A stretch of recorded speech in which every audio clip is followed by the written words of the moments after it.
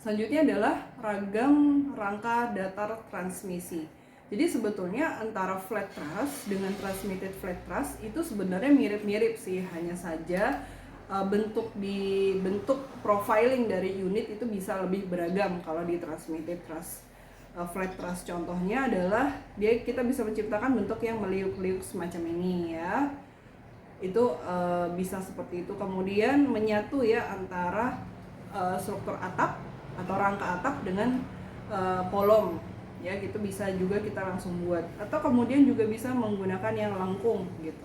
Jadi sebenarnya antar transmisi ini lebih ke eksplorasi siluet gitu ya, yang bisa diciptakan dari menggunakan rangka datar. Tetapi ini unitnya sama ya, jadi ini satu baris semua sama seperti itu gitu.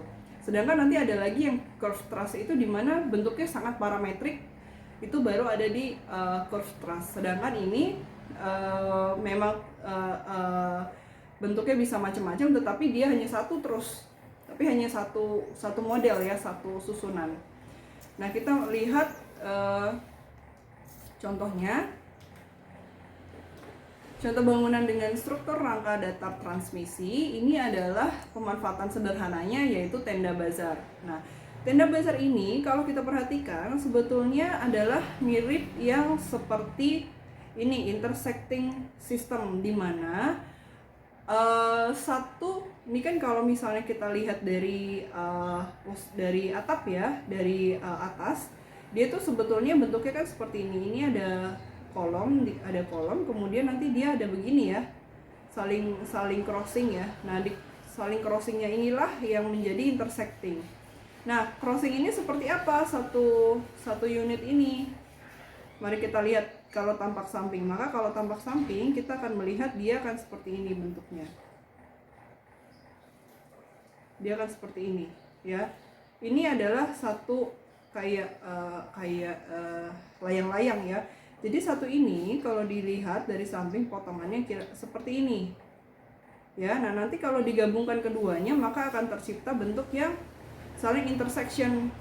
Jadi misalnya seperti ini, kemudian nanti di sana juga begini gitu ya. Jadi saling terkait, kemudian ini kolom ini terhubung gitu ya. Nah, ini adalah contoh, dan kemudian dia dapat dilipat. Nah, yang menariknya adalah pemanfaatan seperti ini. Kuncinya adalah kita menguasai pada posisi sambungan ini. Bagaimana kita membuat formasi sambungan? Bagaimana kita membuat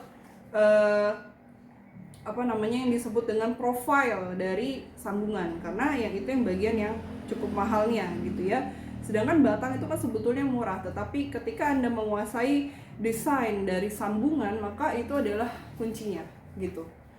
Nah, itu yang menarik dari desain semacam ini. Jadi yang kita ambil dari contoh ini adalah di transmissionnya ya, di transmitted.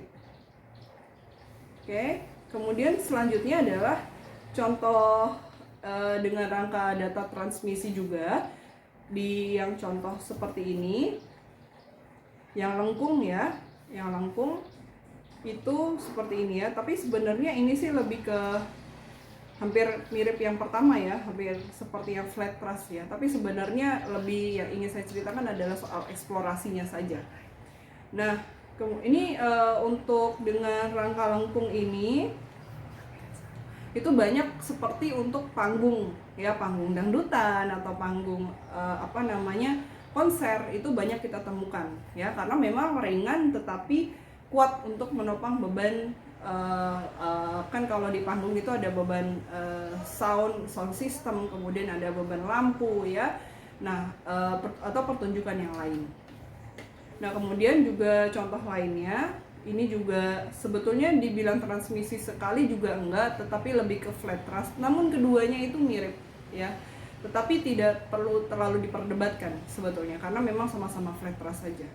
Nah, ini contohnya atapnya, kita bisa lihat susunannya ya, rangka atap ya seperti ini gitu ya. Oke, ya relatif mudah antara flat truss dengan rangka data transmisi, dan sebetulnya tidak masalah sih antara keduanya, karena sebenarnya sama-sama rangka datar, rangka datar atau flat truss, dan sama-sama planar. Hanya saja profil dari unit strukturnya relatif transmisi itu sedikit lebih eksploratif. Itu adalah dari rangka datar transmisi. Kita akan lanjut ke ragam rangka lengkung.